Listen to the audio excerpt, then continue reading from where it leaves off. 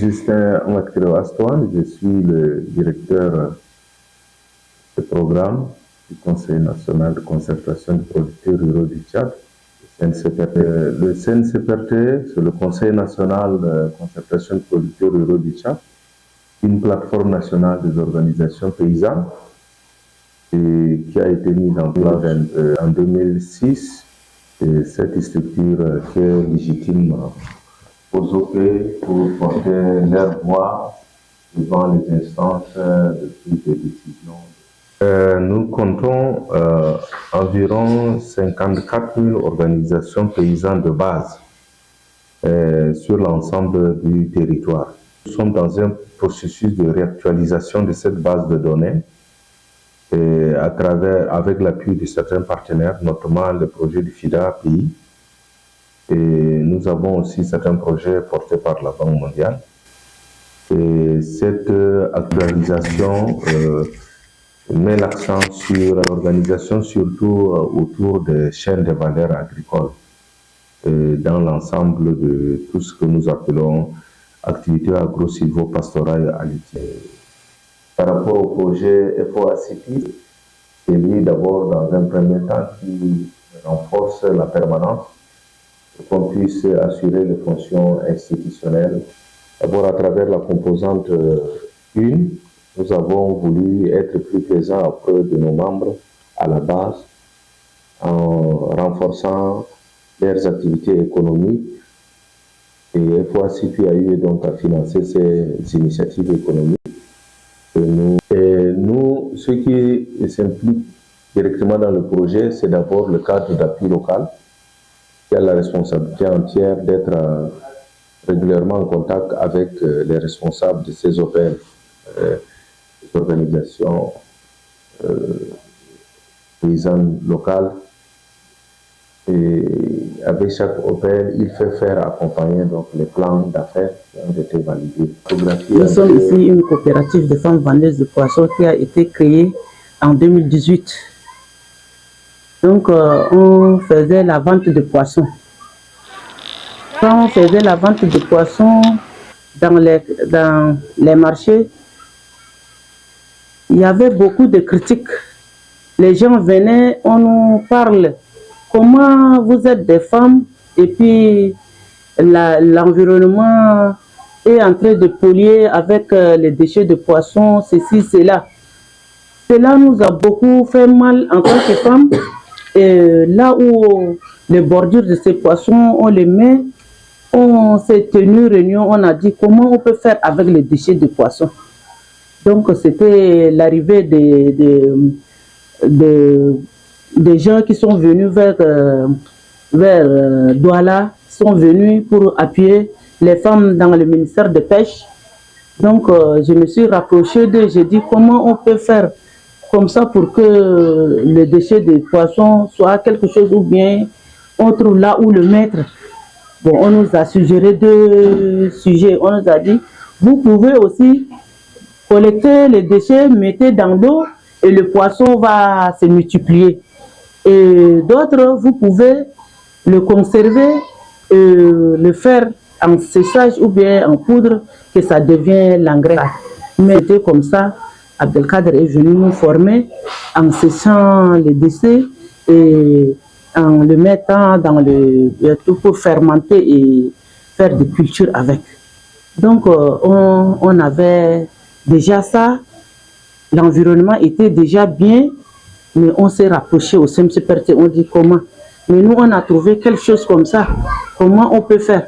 C'est de ça qu'ils l'ont appuyé, ils l'ont dit, ils vont voir ce qu'ils vont faire.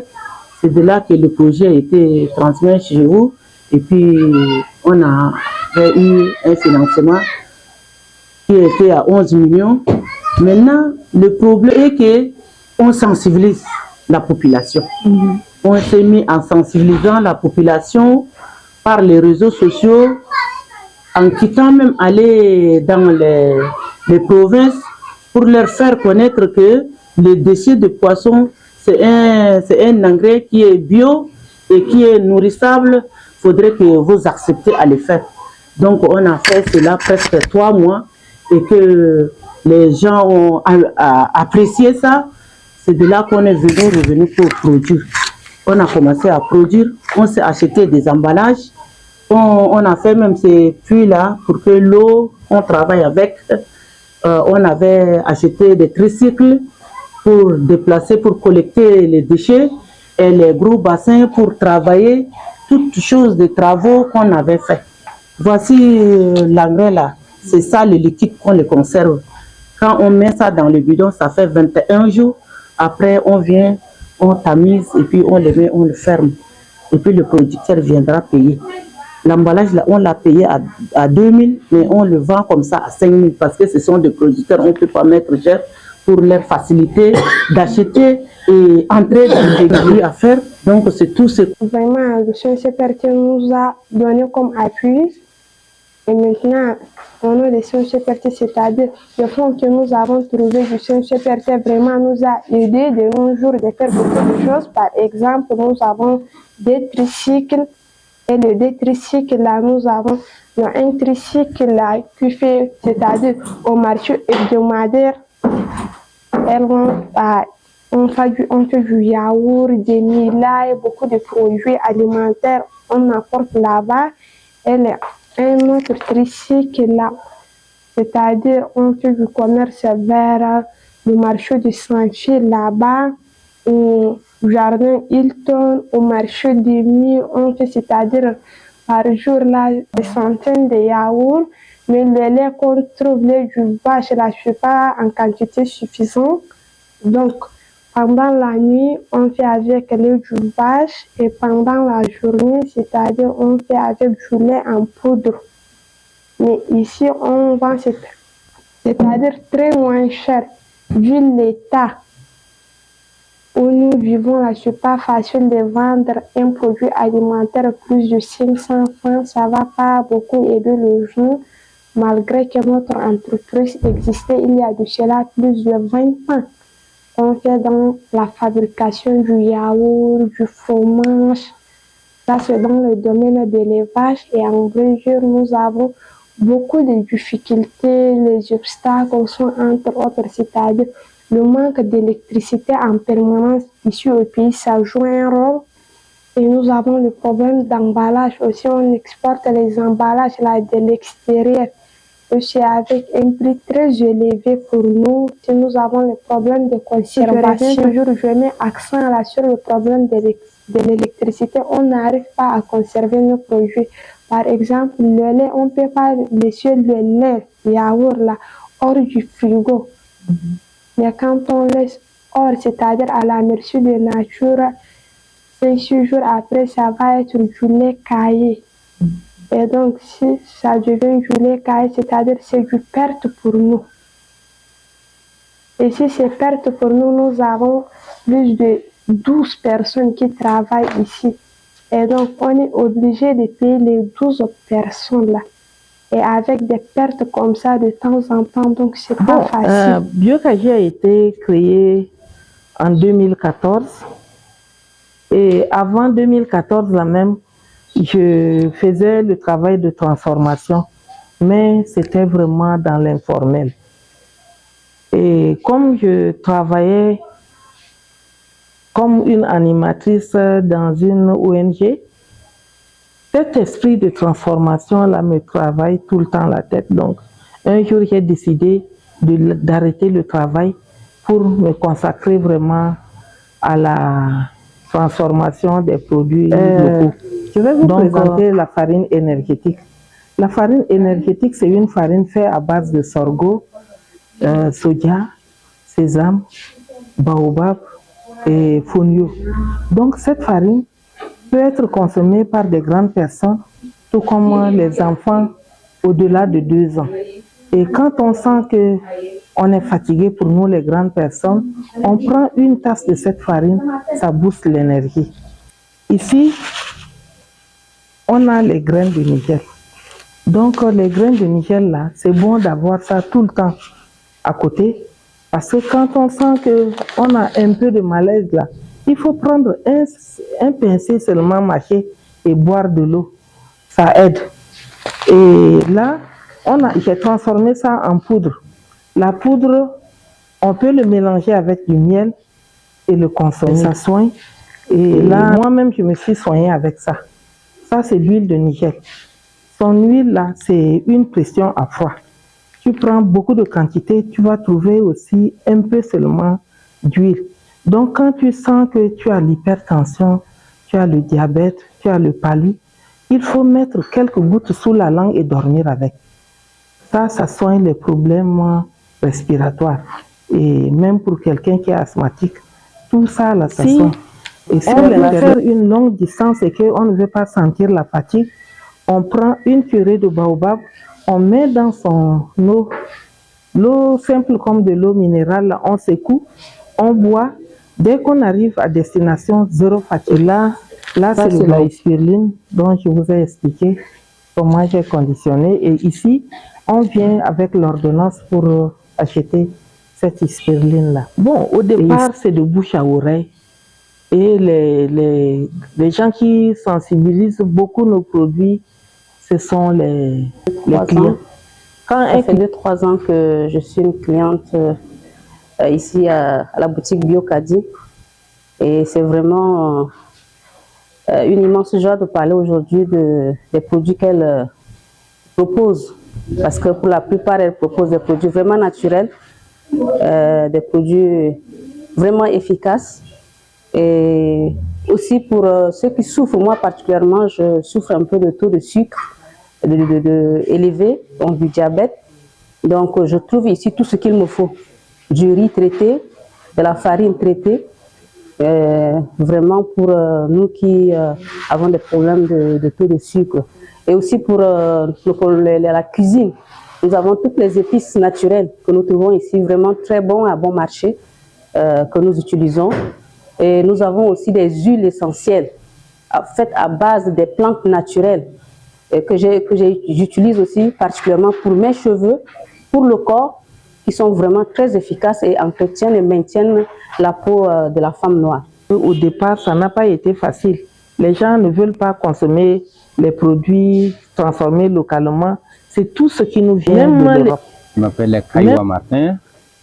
Je suis le président de Socopap, Société coopérative pour la production d'aliments de bétail.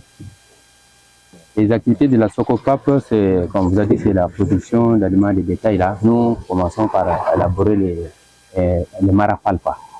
Marapalpa, on coupe pour transformer et mettre ça au marché. On a au total le champ, c'est 10 hectares. On a pris 3 hectares qu'on a clôturé. On a tout planté les marapalpa. Et on a obtenu de la FNCPT. Nous avons trouvé les machines comme le broyeur, on a aussi le compacteur, le rachat, la moto rachat tricycle là pour nous permettre de déplacer les matériels. Les difficultés que nous avons là, comme vous avez constaté, nos champs là sont inondés. Au total, c'est 9 hectares, 10 hectares. Sur les 10 hectares, nous avons pris 3 hectares pour clôturer. On a clôturé, mais tout est pris par l'eau. Alors, même, on ne peut pas laisser le champ là tomber. On attend, si de temps en temps on vient visiter avec la pirogue, dès que l'eau redescend, on va continuer toujours à transplanter les marapalpa par l'eau. Pour avoir accès, venir là même, il nous faut presque 3 hectares pour avoir accès. Là, le membre de la coopérative pour venir voir là, c'est difficile. Et la production que nous avons fait là, nous sommes manqués d'abord les magasins pour stocker nos éléments. Le hangar et puis moins de déplacements aussi. Les perspectives d'avenir pour le développement des coopératives, une fois mettre d'abord inondé, nous avons voulu aussi multiplier d'autres activités telles que la culture de riz par exemple, ça peut aussi faire ça. Donc voilà, c'est des perspectives d'avenir comme ça que nous voulons aussi ajouter dans la production d'aliments de bétail. Je m'appelle Benjamin Assis, je suis le conseiller d'appui local de fournisseur CPRD, ingénieur agronome et expert en changement climatique d'appui local. Donc, le premier c'était accompagnement sur le terrain et dans l'accompagnement. Donc, on essaie de voir un peu le mode de gouvernance des OP. Là, de voir est-ce que les OP parviennent quand même à respecter les normes dans la gouvernance. Ensuite, voir comment se porte l'initiative économique. Et à ce niveau, on essaie de disséquer un peu les forces, les faiblesses de ces OP. On décèle un peu les tares qui se trouvent et on donne des conseils à notre niveau si possible. Et ce qui n'est pas possible à notre niveau, on essaie de faire des recommandations pour pouvoir demander aux OP eux-mêmes de faire des efforts ou encore on forme donc des recommandations à l'égard des OP. Voilà, donc en amont, il y a eu un travail de profilage qui a été fait, donc une identification des hôtels. Ensuite, il a été formulé un questionnaire qui a permis donc de faire ce qu'on appelle le diagnostic de ces hôtels. Donc, on a des questions, on est allé pour voir un peu, identifier l'OP par rapport à son nom, donc le nom de l'OP, ensuite les activités menées par l'OP, la localisation et le mode de gouvernance de ces OP. Et à l'attendant des activités de suivi, nous sommes bien suivis, c'est essayer de faire l'analyse globale, n'est-ce pas, de l'initiative et apporter des conseils selon les situations rencontrées. Après ça, on a quand même une fiche qui nous permet d'évaluer la situation économique. Donc, de voir un peu comment se comporte le chiffre d'affaires, comment se comporte le chiffre d'affaires, et à la fin, on essaie de dégager un peu de bénéfices en fonction du mois. Et à la fin de l'année, on fait une situation globale, on dégage la moyenne. Voilà, en termes de chiffre d'affaires, en termes de bénéfices, pour voir un peu le niveau d'évolution En allant par exemple sur ces missions, organiser ces missions de terrain, nous sommes actuellement en train de traverser un moment assez particulier, vraiment défavorable, parce qu'il y a beaucoup d'initiatives à ce moment qui se trouvent touchées par l'inondation. Les réalisations sont envahies. On a tout ce qu'on a sur les sites, on a fait financer des installations pour l'électricité, pour le pompage. On a fait financer pour la production d'aliments de bétail. Et certains sites où on a soutenu des enclos pour le séjour de la volaille. Et tout cela, on est en train de subir les effets d'inondation. Donc, et là, on n'a pas actuellement des ressources qui nous permettent donc de capitaliser ça, de faire passager ces échecs-là avec les partenaires. Et on est limité, et ce n'est que des petites photos que nous prenons pour au moins partager de façon liminaire ces informations pourtant importantes. Donc, c'est pourquoi nous mettrons l'accent vraiment au renforcement des capacités sur ces volets-là pour qu'on puisse densifier les informations autour du projet et partager éventuellement avec les autres. Donc, c'est un aspect important en termes de la visibilité et la gestion des connaissances. Pour la gestion des connaissances, comme j'ai eu à le dire, là, on a l'intention de produire, de faire un documentaire, d'abord institutionnel, et puis aussi pour capter tout ce qui concerne le projet en termes de réalisation sur le terrain. Initiative par initiative, on devrait collecter les informations, avoir les images, et pour les documenter et les rendre plus visibles. Voilà.